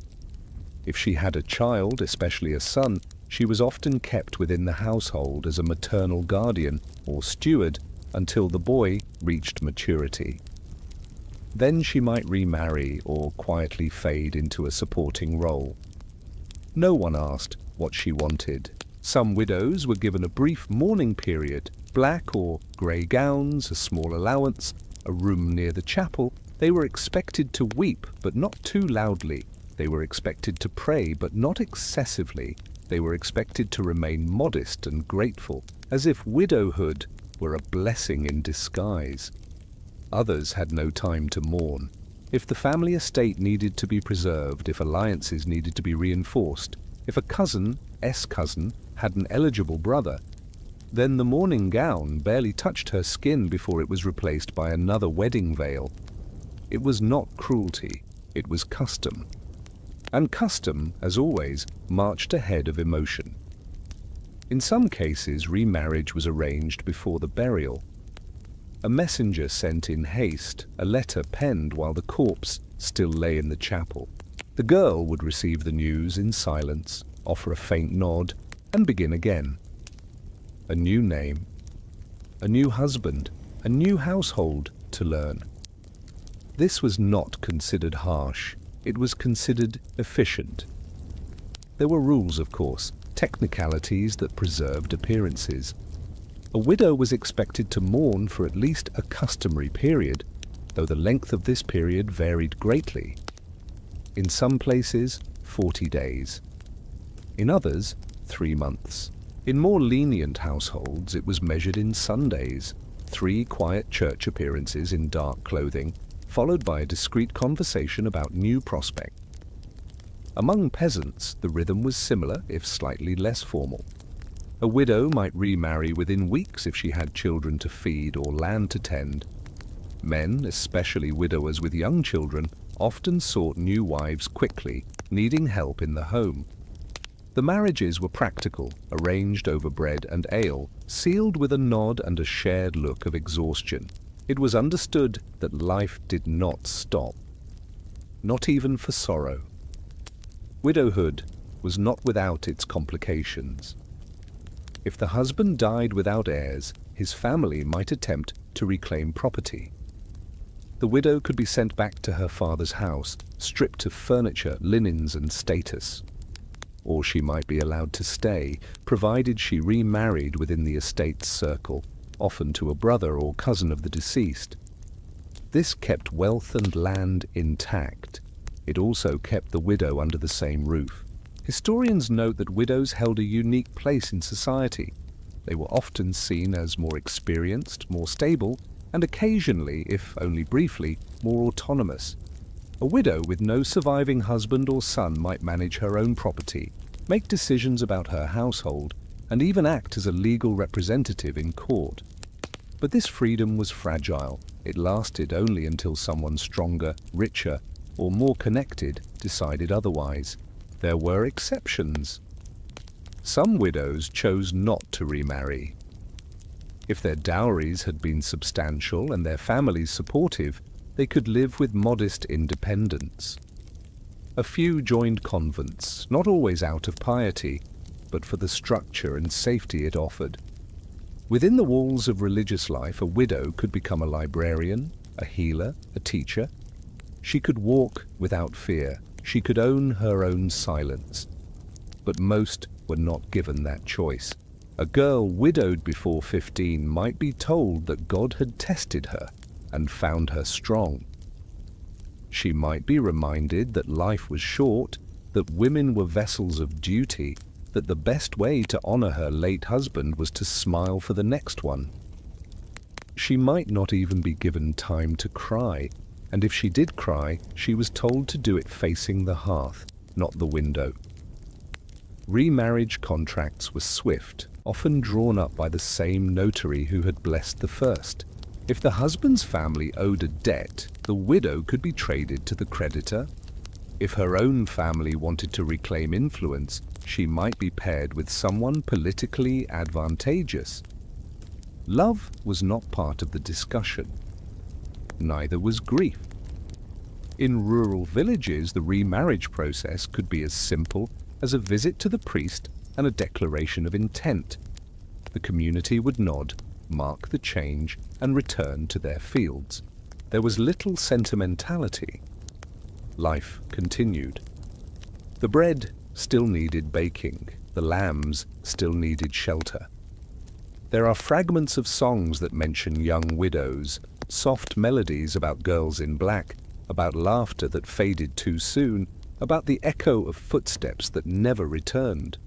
One verse tells of a widow who lit a candle every night for 7 years.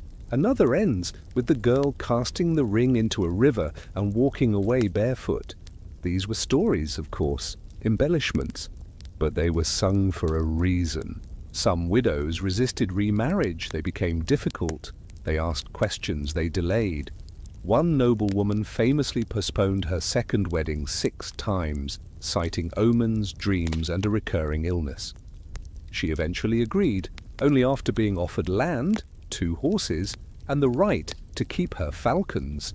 She later trained those falcons to ignore her new husband's commands.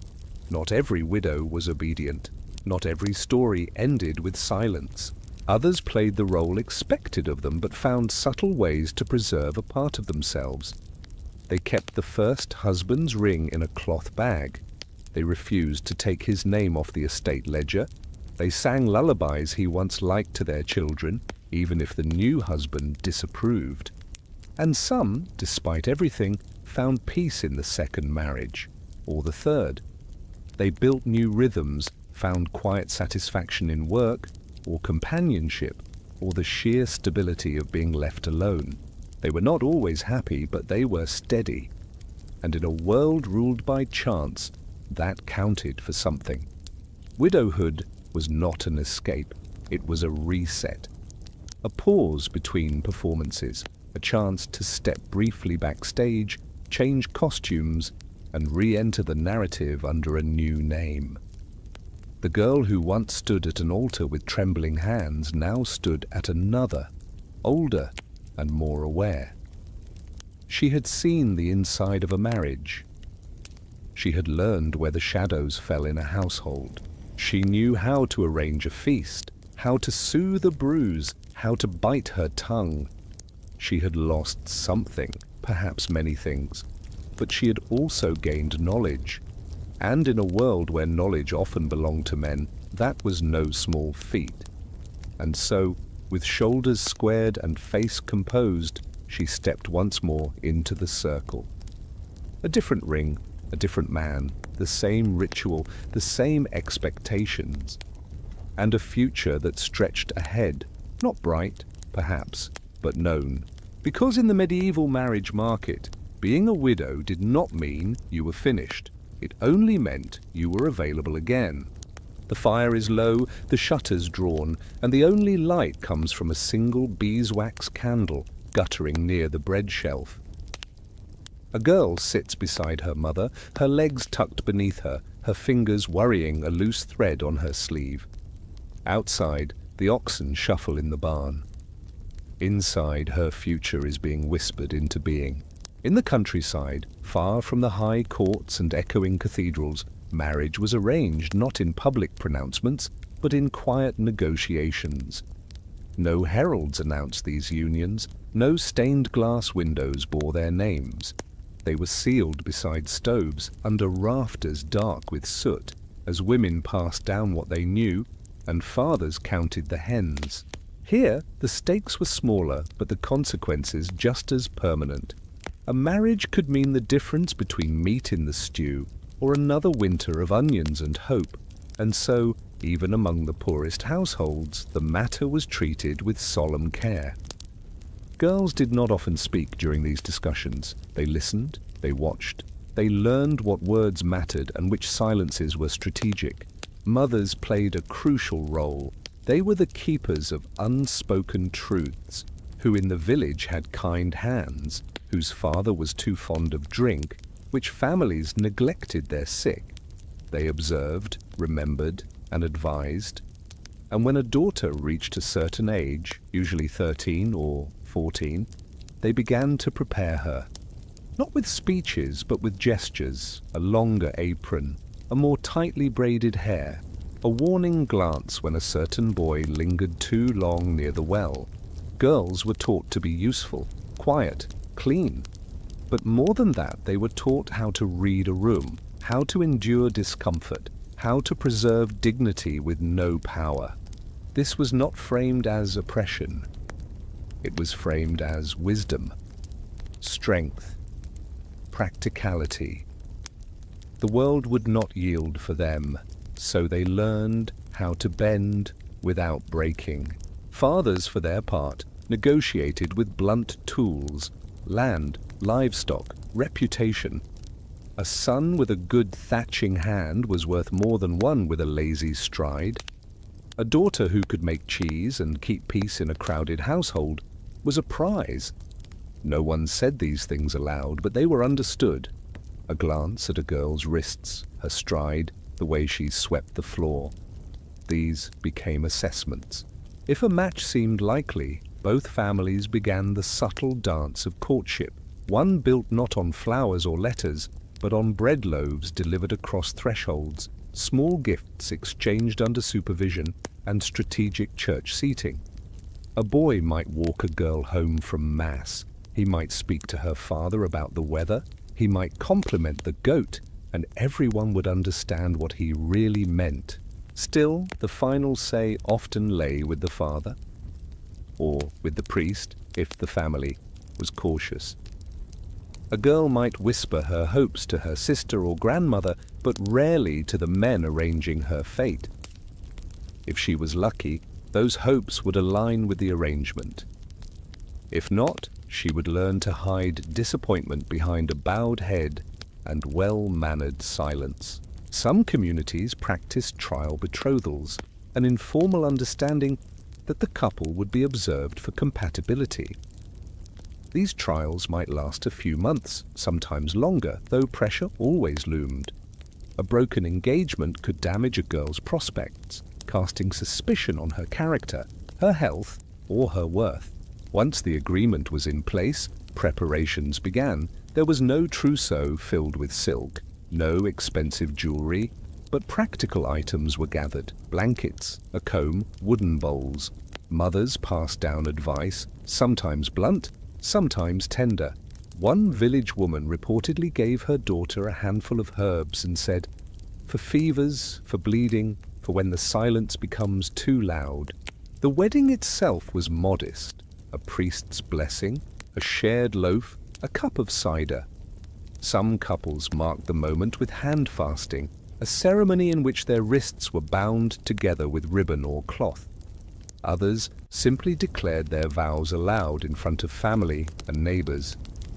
Gifts were humble: a pie, a knitted scarf, an extra hour of help with the cows. Historians note that rural marriage ceremonies were often seasonal, timed around harvests or planting. Spring weddings were common, allowing the new household to settle before winter. Autumn weddings followed the rhythm of full granaries and community goodwill. Winter was avoided unless urgency demanded it. Once married, the girl moved into the husband's household, often with his parents, siblings, and a confusing hierarchy of aunts and cousins. Privacy was rare. Respect had to be earned. The bride was expected to learn quickly, to defer wisely, and to prove her worth through competence, not charm. Life was not cruel, but it was hard. There were chores before dawn, disputes over chores, illness, animals, and aching backs. There were also shared smiles, silent support, and the occasional kindness that bloomed in small places. A second portion of soup, a hand on the shoulder, a new pair of wool stockings when the old ones finally failed. Not every marriage in the village was arranged. Some were born of affection, a boy and girl who grew up beside each other, who helped bring in the same harvest, who whispered beside the well. But even then, permission was needed. A smile was not enough. A promise had to be blessed, witnessed, secured. The rules were firm, even when the hearts were soft. And so in these quiet homes, lit by oil lamps and warmed by stubborn fires, generations of women became wives beside men they barely knew, or knew all too well. They made soup, made beds, made children, made peace. They endured, they adapted, they told their daughters what they wished they had known.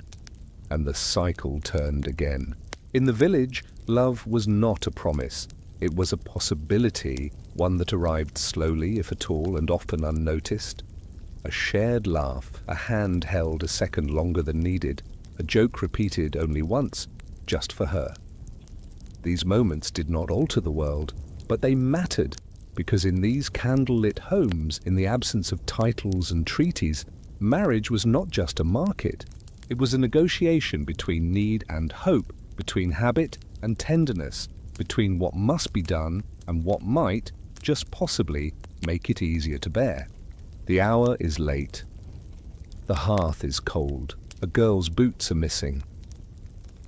Her father paces the room, jaw clenched, while her mother stands by the window, staring into the dark as if the wind will carry her daughter back. Someone knocks at the door. A neighbor, out of breath, his voice low and urgent. The girl is gone. She ran.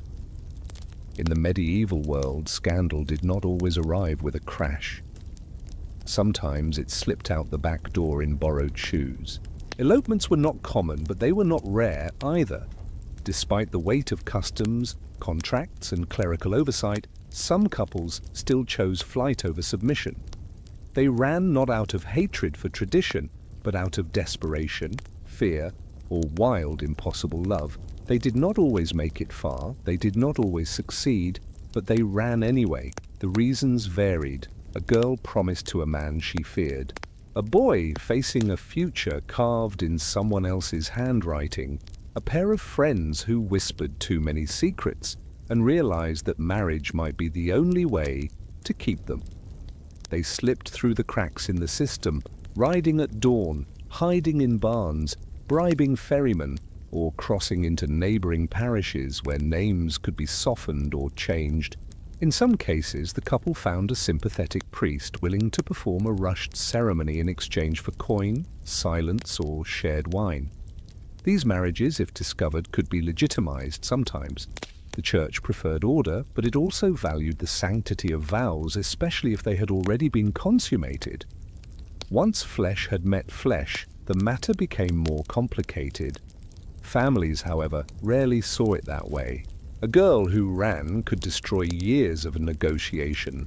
Dowries might be forfeited, alliances undone, reputation ruined. A father might send servants or cousins to retrieve her. If the boy was caught, he could be beaten, imprisoned, even killed, depending on who he was and who she was. If the girl returned, she might be locked away, shunned, or married off faster than before to ensure she did not try it again. There is a record from 1324 of a miller's daughter who fled with a soldier passing through town. They were caught 3 days later. The soldier was whipped and dismissed from his post. The girl was sent to live with an aunt in another village, where she married a shoemaker and never spoke of the soldier again. Her story was passed down, not as a warning, but as a legend. She ran once, people would say, so do not underestimate her. Among the nobility, elopements could shake kingdoms. A young noblewoman marrying beneath her station could spark duels, political chaos, even war. Royal permission was often required for marriages among high-born individuals. To elope without it was not just rebellious, it was treasonous. One famous case tells of a baron's daughter who fell in love with her tutor. They escaped under cover of night, forged marriage documents, and lived in secrecy for nearly a year before being discovered. The tutor was executed. The girl was forced into a convent. Her father donated land to the church in exchange for silence. The girl lived out her life copying religious texts, her handwriting described as steady but sorrowful. Not all elopements ended in tragedy. Some couples succeeded. They found sanctuary in sympathetic towns, built quiet lives, and raised children who never knew the danger their parents once faced. These stories, though fewer in number, survive in the margins of letters, in songs passed from mouth to mouth, in the soft pride of families who claimed to descend from people who loved boldly. Elopement, however, did not always mean rebellion. Sometimes it was the only option left. A girl impregnated out of wedlock might flee to find the boy responsible, desperate to turn disgrace into legitimacy. A widower might marry a servant girl in secret to avoid scandal. A couple of modest means, lacking parental support, might wed quietly rather than risk separation. These unions were not always romantic. They were practical, urgent, fueled by circumstance more than passion. Still, even these hurried pairings had room for tenderness. A half-melted candle on a borrowed altar. A nervous laugh when the groom forgot his lines. A new name scrawled on a church ledger, ink smudged by trembling fingers. These were moments not planned, not sanctioned, but lived, and lived deeply. Communities responded to elopement in varied ways. Some turned a blind eye. A baker might leave out an extra loaf. A shepherd might misplace his keys to the barn. A priest might cough strategically and look away. These acts were not defiance. They were understanding. Life was difficult. Love was rare. Sometimes bending the rules was the only merciful thing to do. Other communities responded with swift judgment. A girl who returned from a failed elopement might find her name spoken with caution, her presence at gatherings quietly discouraged. A boy who returned alone could be mocked, beaten, or forced to leave the village. The social cost was high and the currency was respectability. Fringe cases included false elopements, stories planted to cover up scandal. A girl vanishes, but in truth, she was sent away in disgrace. A boy disappears, but he was taken by illness or exile. The elopement becomes the easier story. More romantic, less shameful. There are poems, anonymous, scratched into parchment margins, that describe lovers on the run. We met beneath the elder tree, one begins, and I gave you a name the world would never hear. Another ends with a vow carved into wood. If we do not reach the chapel, at least we reached each other. Historians continue to debate the prevalence and impact of elopement. Some argue it was a rare and reckless anomaly. Others believe it was more common than records suggest, hidden beneath layers of silence, shame, and survival. What is clear is that the impulse to escape, to claim love, choice, or even just the right to decide, was never fully extinguished. Elopement sat outside the carefully constructed boundaries of marriage. It was not arranged, it was not negotiated, it was not blessed in advance, but it was real, and for those who lived it, even briefly, it was unforgettable. In a world where girls were matched like casks of wine, and boys were measured by the fields they would inherit, elopement was the whisper of rebellion in a hall full of commands. It was the candle lit behind the chapel, the boots left by the door, the ribbon found on the riverbank. They knew the cost. They ran anyway. They knew the odds. They whispered vows anyway. And whether they reached the priest or not, whether their story ended in union or in silence, they left a mark. Not on scrolls or stained glass, but on the collective memory of a world that feared love precisely because it could not always be contained. Because in the medieval marriage market, everything had a place, except for the ones who ran. The ship rocks slightly beneath her feet. She holds the railing, knuckles white against the morning mist. eyes fixed on a shoreline she does not recognize. Her hair is braided tightly, her gown carefully arranged, her face still. She does not speak the language of the men who rowed her here. She does not know the name of the woman waiting on the dock. She knows only that her name is no longer hers, and her world has been exchanged for another. In the 13th and 14th centuries, marriage did not stop at the borders of a village. It crossed rivers, fields, and in many cases, entire seas. Foreign marriages between noble houses of different kingdoms, duchies, or provinces were among the most powerful tools of diplomacy. A girl could end a war, solidify an alliance, or open a trade route. All she had to do was leave everything she knew behind. For noble families, sending a daughter abroad was not an act of abandonment. It was an investment. Her dowry would be vast, her retinue carefully chosen, her behavior scripted well in advance. She represented her family, her homeland, her faith, and her bloodline. And in return, she was expected to learn quickly, adapt quietly, and produce heirs efficiently. The practical challenges were immense. A girl sent from England to Castile or from Brittany to Bohemia often arrived unable to speak the language, unfamiliar with the customs, and visibly different in manner and dress. Her hair might be braided differently, her clothing might seem foreign, even her posture could mark her as an outsider. She did not walk with the same rhythm, she did not kneel with the same timing, she did not laugh at the right jokes. Integration was not immediate, it was rarely gentle. Servants gossiped, courtiers observed, cooks complained that she did not eat the right things. She might be mocked for her accent, corrected for how she curtsied, or scolded for walking alone. It was a test, and she was expected to pass it. Historians write of noble brides who wept silently at night for weeks, forbidden to write home until they had proven themselves. Others were placed under the watch of older women, often widowed, sharp-tongued matrons tasked with shaping the new bride into someone palatable for court life. These guardians did not coddle, they instructed, quickly and with little room for complaint. The transformation began immediately. She was given a new wardrobe, a new name, a new way to braid her hair. Her old language was spoken only in private, if at all. She learned what to eat and how to sit. She was taught which saint to invoke and how to pronounce her husband's family name without hesitation. Any hesitation was weakness. If the bride brought a religion different from her new home, the challenges deepened.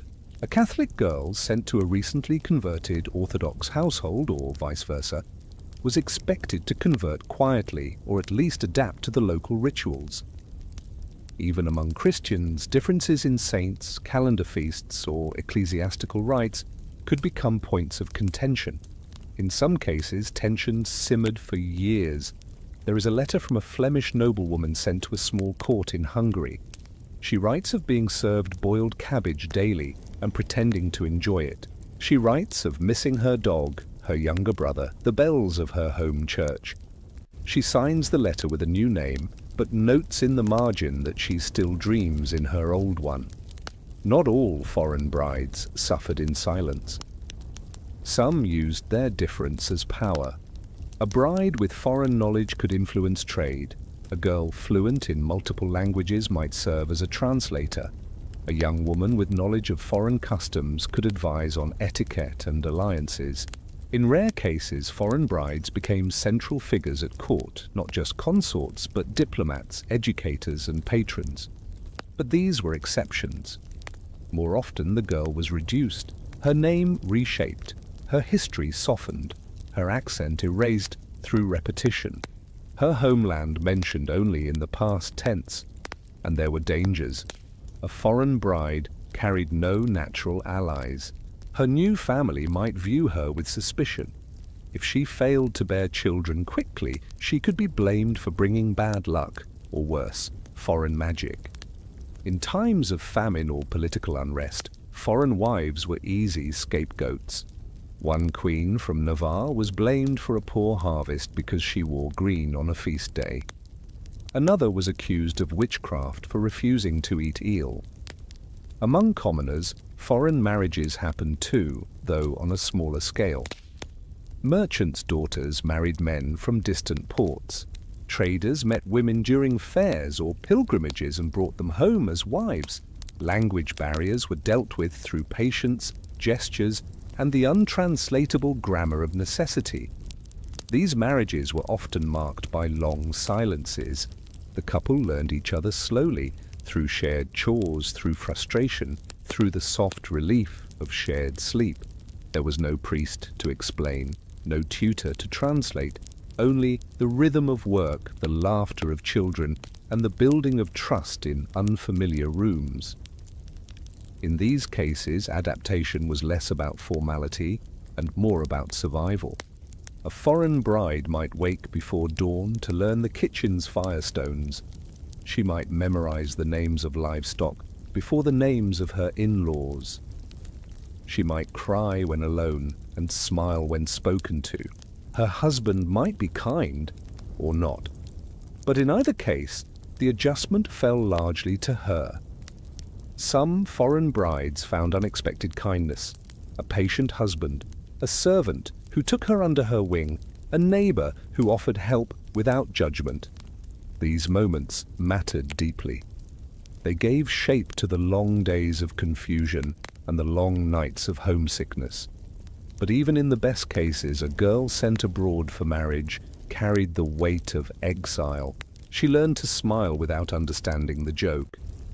She memorized names she could not pronounce.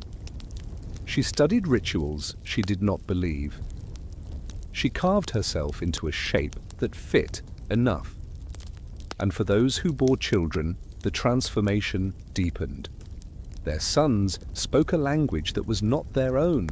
Their daughters sang lullabies with melodies unfamiliar to the mother's ear. Slowly, their old life receded. The girl who boarded the ship became a woman rooted in foreign soil.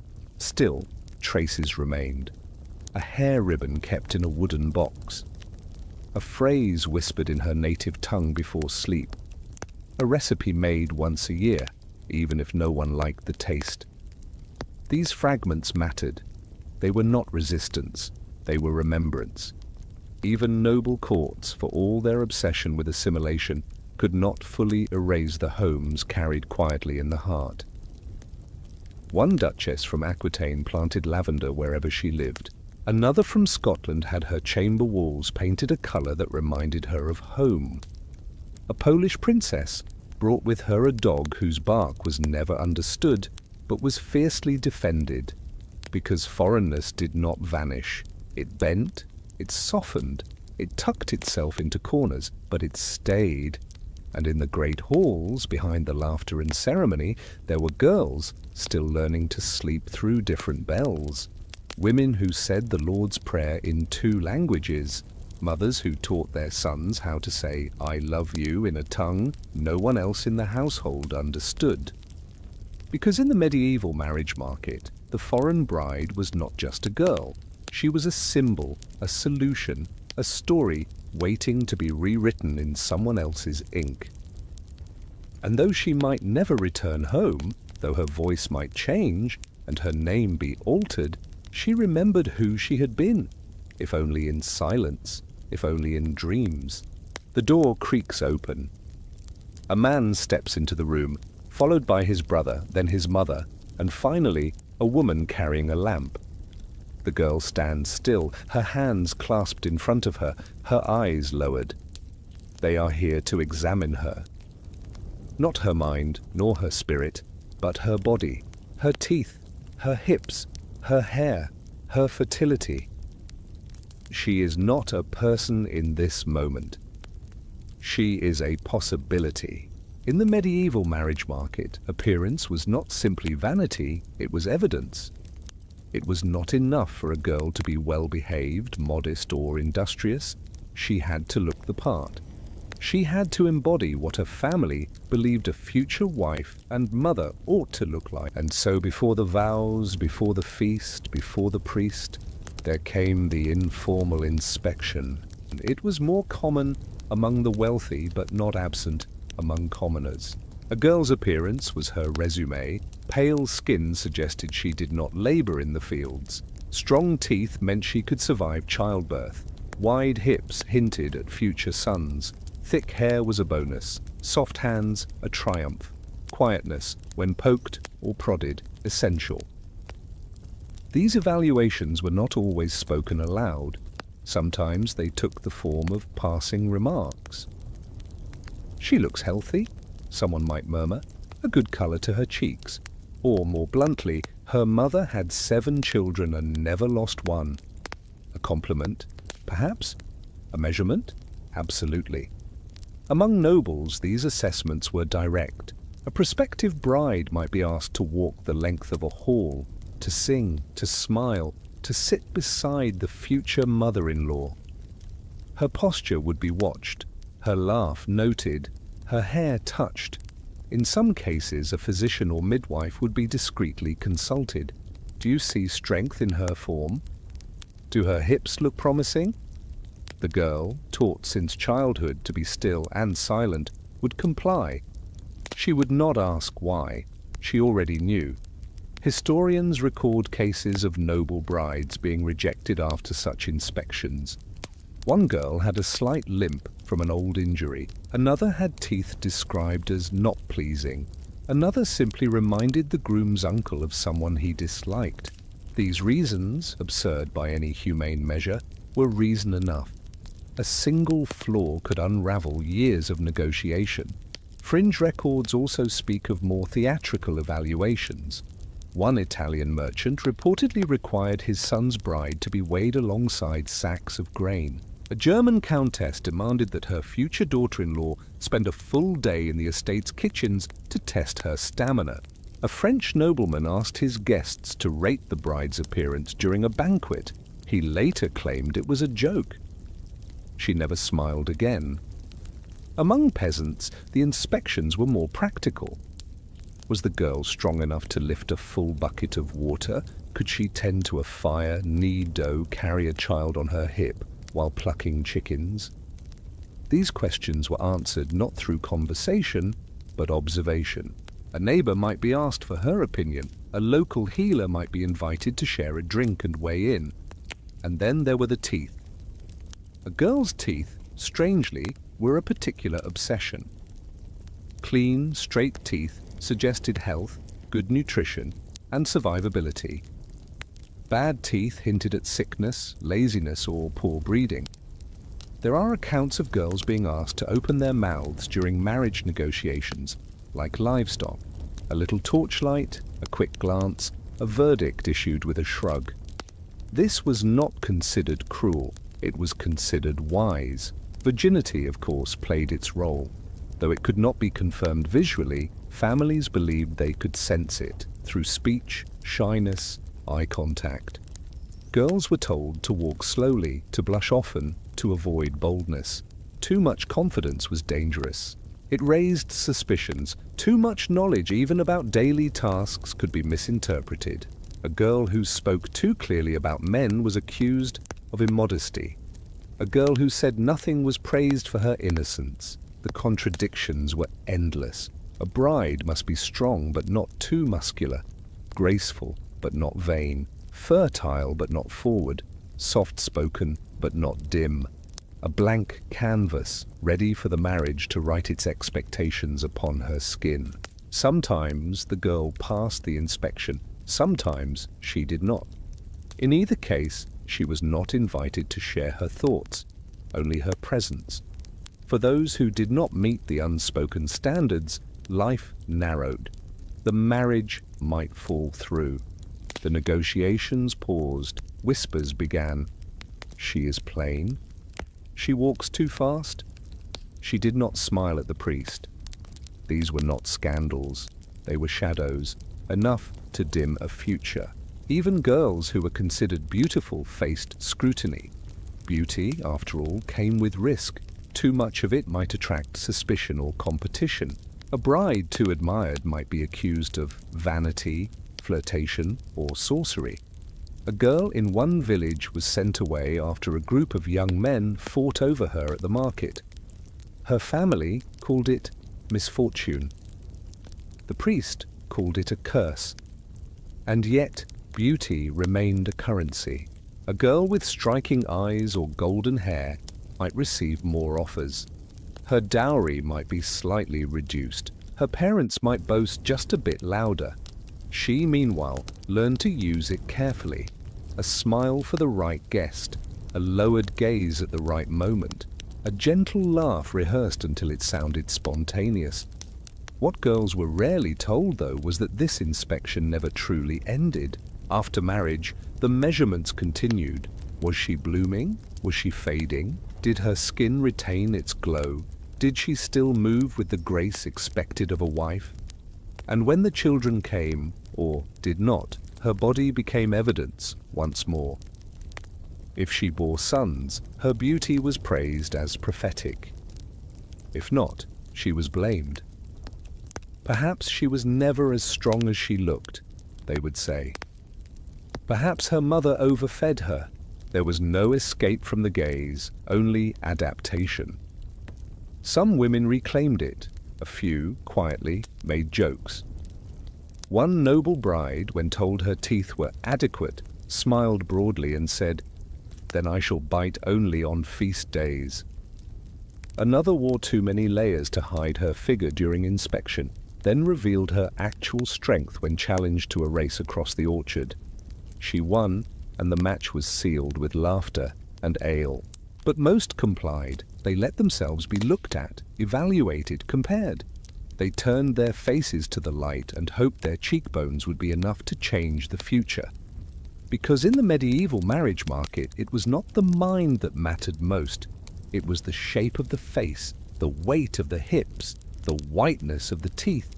The body was the dowry before the dowry, the unspoken contract signed with every glance. And whether the girl smiled or not, the inspection was already underway. The barn smells of hay and smoke. It is early morning, and the frost has not yet melted from the beams. A girl, no longer quite a girl, though not yet quite a woman, is already awake. She stirs a pot over the fire, folds cloths, still warm from the embers, and watches a cradle shift gently in the corner. Her husband is still asleep. Outside, a rooster calls the world to begin again. Inside, she is already living the life the wedding promised. In many medieval households, marriage did not come with a soft transition. The ceremony might be brief, the feast short-lived, but the responsibilities that followed arrived instantly, and without ceremony. A girl became a wife the moment she crossed her husband's threshold. She became a mother the moment her body allowed it, and she remained both relentlessly from that point forward. The expectation of childbirth loomed immediately. A girl married at 14 was expected to carry a child by 15 or sooner, if possible. Fertility was not just a blessing, it was proof. A house without children was a house without future. A womb that did not yield was cause for concern, pity, prayer, and sometimes replacement. She would not be asked how she felt about this. She would be asked whether she had bled yet this month. If not, the midwife would be summoned, a cup of broth prepared, a candle lit. Eyes would turn toward her abdomen as if watching for an answer it might give without words. Pregnancy was not discussed in romantic terms. It was a duty, often framed as an obligation to the family, the estate, the village, or God. Girls were taught to expect discomfort, risk, and silence. If a woman cried out too loudly in childbirth, she was suspected of weakness or sin. If she died, it was considered tragic, but expected, and many did. Childbirth in the 1300s was perilous. Midwives did what they could with herbs, boiled water, and experience passed from mother to daughter. But infection, Blood loss and breech births were common. The death of a child was mourned quickly, then followed by new attempts. A wife was expected to bear as many children as her body could allow. If she bore sons, she was praised. If she bore daughters, she was encouraged to try again. There was little space to recover. A woman who gave birth was expected to return to her household duties within days, sooner if the household was poor. Babies were swaddled, placed in cradles beside the fire, and left to sleep while their mothers fetched water, churned butter, tended animals, or prayed. Motherhood and marriage were not separate roles. They were stitched together, indistinguishable. A wife who did not mother, who did not produce, was incomplete, and a mother who did not serve her husband or household was seen as selfish. Some girls took to the rhythm. They found comfort in routine, purpose in repetition. Others struggled. The weight of expectation grew heavier with each child, each winter, each season, where the fields yielded too little and the baby's cough grew louder at night. There were no journals, no therapists, no time to ask what she had lost. Only the churn of days, the constant attention to survival, and the quiet erosion of the self she once imagined herself to be. And yet, moments of softness endured. A hand held under the table, a child's breath against her neck. The silence after prayer, when the fire's crackle felt like companionship, a neighbor's gift of warm bread. A story passed from old woman to young mother, reminding her that others had walked this path and found small lights along the way. There were celebrations too, a child's first steps, a harvest feast. The day her husband returned early from market and kissed her without reason. These were not grand cinematic victories, they were measured in inches, but in a world so concerned with survival, inches mattered. The girl who once wore a wreath of dried herbs now wore a kerchief against the cold. Her hands had changed, her voice had lowered, her eyes no longer widened at every new task, but remained steady. She knew the weight of grain, the stretch of dough, the timing of colic. She was no longer watched, she was relied upon, and still the pressure did not lessen. If her husband died, she became a widow. If he lived, she remained a wife. If she bore too many children, her body weakened. If she bore none, her worth was questioned. Every path forward was demanding. None offered rest. Girls married before the harvest because it allowed them to establish rhythm before winter. By the time the snows came, she was expected to know how to keep the fire burning, the stew from spoiling, the baby warm. No one explained this. It was shown, implied, assumed. She remembered the day of her wedding, not for its beauty, but for how it ended. How she walked into a home that was not hers, with a man who was not familiar, and how she told herself she would make it familiar, that she would find something to claim, a corner, a recipe, a quiet victory in learning how to read his silences. And in time, she did. Marriage, for most girls, was not a moment. It was a process of forgetting what they thought life would be and learning how to hold what it had become. She never asked whether it was fair, only whether the stew was hot enough, whether the child would sleep tonight, whether the morning would be warm enough to wash clothes, because in the medieval marriage market, a girl's journey did not end at the altar. It began at dawn and repeated itself every day, and every day she rose. The cradle rocks slowly, the fire has faded to embers, the air is still. And outside the window the sky has turned that particular shade of soft grey that means the world is between things, between night and morning, between silence and birdsong, between all that has happened and all that might. You have walked a long way tonight, from manor halls to candlelit kitchens, from stone chapels to distant docks.